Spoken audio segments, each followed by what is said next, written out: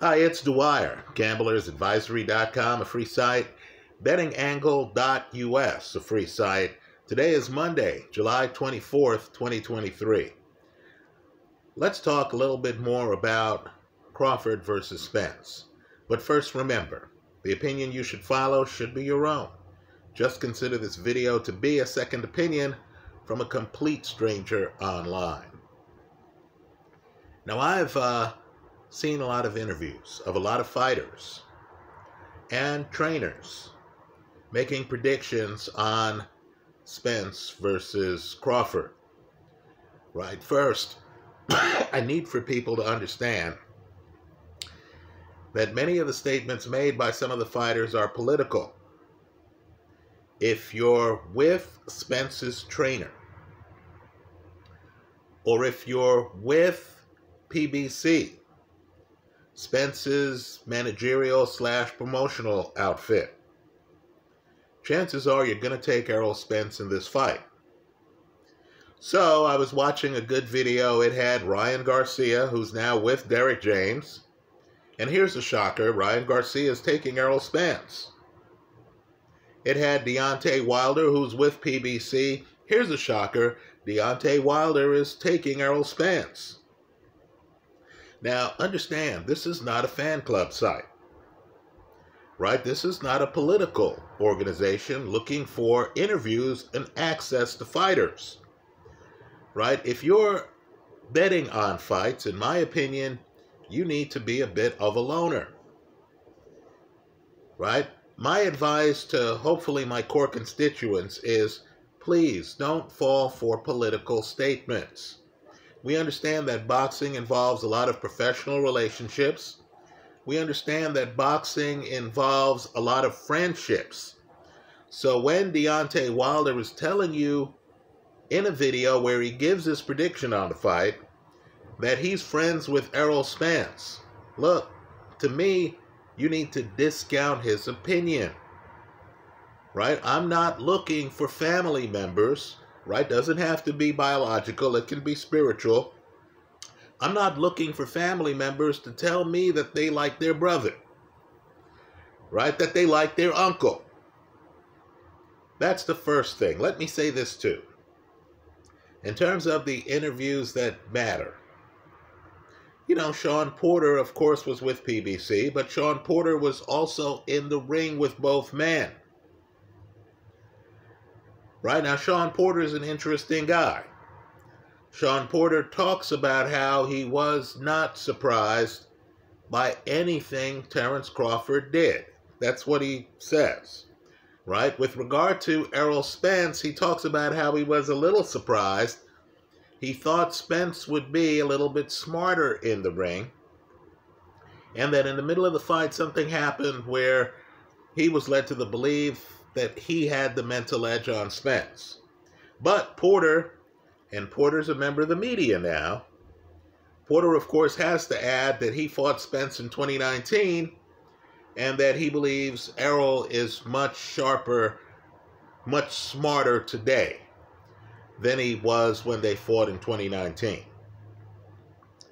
You know, I was more interested in hearing an interview involving Sean Porter's dad, Kenny Porter, Sean's trainer,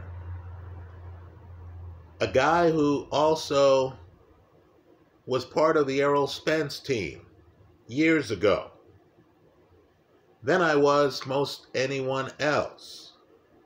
Now, I disagree with Kenny on this fight. Kenny's picking Errol Spence, but I got what I wanted out of the interview because Kenny talked about size being one of the big reasons why he's picking Errol Spence. Right? This is an insider's view. This is someone who was involved in helping Spence years ago. He talked about how on the night of the fight, Errol Spence is going to be much bigger than Sean Porter. Excuse me. Sean's his son. Errol's going to be much bigger than Terence Crawford. Right? So for that reason, and because he feels that Both fighters have a dog in them. In other words, they're determined. He does not see Spence getting stopped like I do, right? And he feels that Spence is going to be the one inflicting the punishment because these guys aren't really the same weight class. Now, just understand that I'm a YouTuber. Let me tell you where I came across the best pre-fight information that I possibly could, in my opinion. There's a YouTuber here called Elusive 2.0. You want to write down his name, Elusive 2.0. And he's a guy who puts film of past fights into a well-cut-up video. And he points out certain things. Now, he's topped himself for this Crawford-Spence fight because he has a common opponent, Sean Porter. And he splices up film of Spence and Porter. And I'm just telling you, I didn't think Spence looked that good against Porter. Then he shows you film of Crawford Porter, and he makes some observations, but before he even makes them, you see it yourself, right? The best information you're going to get on this fight will come from your own observation of the films, not political statements from fighters, not fighters hoping to fight the winner down the road, not fighters hoping to fight somebody else from PBC down the road. No, I believe your best bit of information is going to come from your own view of the film.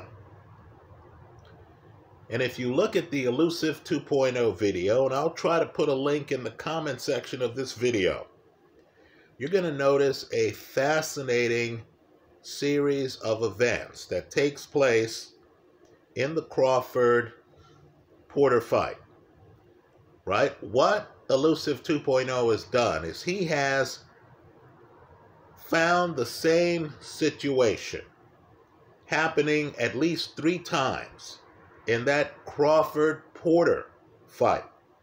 And he's pointing out how Porter is trying something that later pays off with Porter getting the knockdown in the fight. And he points out how when a certain series of things happens, Crawford knew that Porter was going to come forward. And he shows you Crawford pulling back in a way that Errol Spence simply cannot. Right? Because Porter is more agile. Porter is more coordinated. Porter, to me, is more angle conscious to the point where he knows, Crawford is so more aware of angles that he knows that when Porter comes forward in a certain situation, he can lean backward, have Porter miss his punch, and then have a free shot on Porter. Right? Well, what Elusive also shows is there's a foot speed gap in certain situations between Crawford and Spence, and that Crawford against Porter was able to move around Porter. It's a very important part of his game because Crawford is calm when bullets are coming back at him, and Crawford is able to move. And you notice, looking at the Spence footage, that Spence, while bigger, is like a big locomotive. There are times in Spence's game where Spence is naked to shots. In other words, if you can move and adjust, you're going to find the other guy undressed. So just understand, there's a foot speed gap here. just understand Crawford is the kind of guy who is comfortable enough to not raise a hand when he knows you're throwing punches at him. He'll rely on his legs for defense because once you get extended throwing the punch, he's coordinated enough where he can then pivot, move to your side, and then throw a punch with either hand that can hurt you. So in the Porter fight, Crawford figured out that when Porter came forward, his feet were adjacent. In other words, if Porter missed you with the punch in that sequence, which happens at least 3 times in that Crawford-Porter fight, Porter was not in a position to take a punch because with his legs together, and this is what footwork will do for you and what lack of footwork will do for you, with his feet together, he didn't have a foot behind him to brace for the shot. Now, I've said this before, let me say it again here. I'm expecting a stoppage, right? If you believe the Spence is too big narrative, they're giving you a high over-under here. Take the under, or better yet, take the prop that this fight does not go the distance. Understand, many of the elite boxers in the sport are saying this fight will definitely go the distance. I'm just telling you that Terence Crawford is going to have some clean looks, some clean shots on Spence. I'm just telling you, too, that Spence's eye is a big problem. Right? He got hit and hurt in the Ugas fight. Terence Crawford is a guy who knew to target Kell Brook's eyes. That's a major disadvantage. Major. That Errol Spence has. Right? So just understand, if Spence is too big for Crawford, and if Spence is able to walk down Crawford, okay, great. You're good as long as the fight doesn't go the distance. But I believe Spence is exactly the kind of guy Crawford's looking for. Crawford had a harder time against Porter than he's going to have against Errol Spence because Porter is more agile. Porter nullifies a lot of the foot speed advantage that Terence Crawford has against Errol Spence. So Crawford, who's a closer, right? Don't go by the guy's size. Don't go by how the guy looks. Just pull up the list of his fights. Just pull up the resume and see the outcomes. Right? You're going to notice, too, in the Elusive film, that Errol Spence had a hard time with Danny Garcia. Right now, Garcia is an excellent fighter, right? But Elusive points out that Crawford has the longer reach than Errol Spence. And, of course, much longer reach than Danny Garcia. So just going by film study, Crawford's a guy who can throw power shots at wide angles. Crawford's a guy who can set up clean punches with his lateral movement. Crawford is the guy who has the distinct coordination advantage over Errol Spence. And Crawford is the guy in this fight with the 2 healthy eyes. You add it up, you look at the problems, and it's on film, that Errol Spence had with Shawn Porter. And understand, Crawford is more devastating than Shawn Porter, because Shawn Porter is a lead for a lot of his fight against Errol Spence, right? Porter's jumping in the pocket and stuff like that. Crawford's craftier than that. Crawford is hoping he's fighting a big guy who's convinced that the big guy can win a pocket-centric shootout. He wants Errol Spence coming forward. Because that's when, with lateral movement, Crawford can set up clean shots. He's going to hit Spence clean, folks. I'm expecting a stoppage. I'm not expecting as tough a fight as Crawford had against Sean Porter. Right? Again, the YouTuber's name is Elusive 2.0. He does a great job of cutting up films. Let me just say there are a few YouTubers. Hands of God does a great job of cutting up films.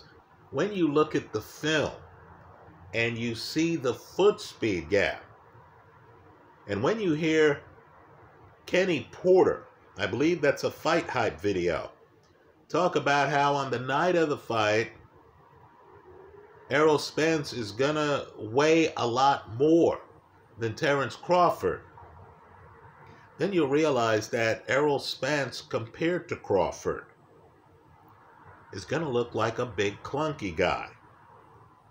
Right, folks? Crawford is a sharpshooter. Right? Crawford might come out, Errol Spence is a lefty, Crawford might come out the first round as a righty just to nullify the jab while he looks at the angles. He's going to be looking at how fast Errol Spence can go from going straight to moving at the side and dealing with lateral movement. If he notices any sluggishness in terms of Errol Spence being able to not just move to deal with lateral movement, but to defend himself. And I'm telling you, there are portions of the Elusive 2.0 film where Errol Spence is defenseless. Right? If Errol Spence, when he's dealing with a lateral mover, has a problem with his defense, right? I'm telling you, it's a wrap. Terence Crawford's going to see it. Crawford can throw wide angle power as well as straight power, but against a guy who is turning, you want to be able to move, have the guy turn, come with a hand. Understand, Crawford's a guy who could be going to his right and he'll throw a wicked left hook. Right? Once Crawford figures out Errol Spence's defensive lapses, and there's some of them, then I believe Crawford will be able to go about a stoppage here. Right? Let me just say, I'm expecting the fresh punches to start landing with some regularity by round 7. Right? Size is only one factor. I'm just telling you, there's a whole group of fighters who use their smaller stature to their advantage. Let me also say, too, I heard some professional fighters talk about how, no one has really tested Spence's body, right? People have such a hard time in the pocket dealing with Spence's offense that no one has really tested Spence's body. Well, let me just make a point here. As you look at the film of Spence's past fights, I want you to see how Spence is giving away his height. Right? Spence is hiding his body by leaning forward. Folks, his head is there to get hit. Understand, he's not the guy with the reach in this fight. Right? Crawford also is a guy who can chop you down. Right? He'll be at the side and he'll throw a hook and he'll see whether you duck under it or, where that hook lands on you. I believe he's going to have multiple opportunities to do so here. Right? The problem with being very fundamental, which Spence is that you become very predictable. So take a look at the film footage. Don't fall for the sports politics. Right? Before you believe in even an accomplished fighter like Deontay Wilder telling you about his stablemate Errol Spence, Before you start hearing stablemates talk about guys who politically they couldn't possibly say, I don't believe in. Look at the film yourself. Right? Understand, the big question for this fight was Spence going to come in and try something new? Was Spence going to be on his back foot like he was against Mikey Garcia? And was he going to try to pile up points that way? The minute you know that Spence really is a big guy who wants to own the pocket, that's a wrap against a cerebral lateral mover who wants angles and who, more importantly, has the coordination advantage on Errol Spence. I like Crawford. I'm expecting a knockout. Don't get me wrong. I'm not going to be crying if Errol Spence gets the stoppage, right? As long as it doesn't go the distance, I'm good. But I'm expecting Crawford here to put an exclamation point at the end of a Hall of Fame career by getting a stoppage, right? I think Crawford would have a harder time. Let's be heretics here. I think Crawford would have a harder time against Jaron Ennis than he's going to have against Errol Spence because Ennis is young, fresh, moves well. Right? You look at these older guys, and I kept hearing Crawford's 35. Look, Spence is 33. You look at these older guys, Tyson Fury, and when there is a coordination gap, as there would be if Usyk fought Fury. When there's a coordination gap, that's very serious. Right? Now, understand, Tyson Fury, just throwing in some heavyweight names here, Tyson Fury came up through the ranks, really emphasizing his lateral movement and his, ability to go left or right, keep you behind the jab and stuff like that. That's not Errol Spence. Could you imagine if Fury's game was crashing the pocket and overpowering you? Right? Spence has a good jab. Spence uses that jab to get in the pocket, doesn't he? I'm just telling you, if you're a front foot heavy, pocket-centric, bully-type fighter, you're going to have a hell of a hard time, that much more of a hard time, if you're fighting a better coordinated, better foot speed, lateral moving guy who has a very high boxing acumen. Right? That's Usyk at heavyweight, folks. I'm just telling you, that's Terence Crawford here. Yes, I'm expecting a stoppage. We'll see how it rolls out.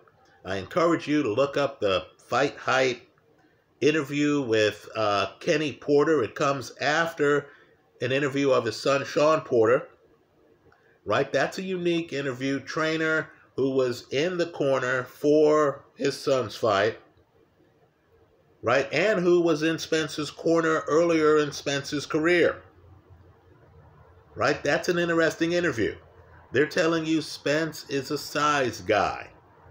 I'm just telling you that some greats, Manny Pacquiao, who had a fight signed to fight Errol Spence, and sadly that fight didn't come off. Right? Floyd Mayweather, I'm just telling you there are a group of smaller fighters, Sean Porter, who have feasted on size guys. Right? The guy who walks around at 160, but hey, he loses weight, he can handle the weigh-in, he can do it at 147. I'm telling you, size guys don't move as well as smaller guys who, in their everyday lives are right around the weight. Right? It's that coordination gap, that foot speed gap, and foot speed's just part of the coordination gap, that's going to doom Errol Spence here. That's how I see it. Curiously enough, these guys, the rematch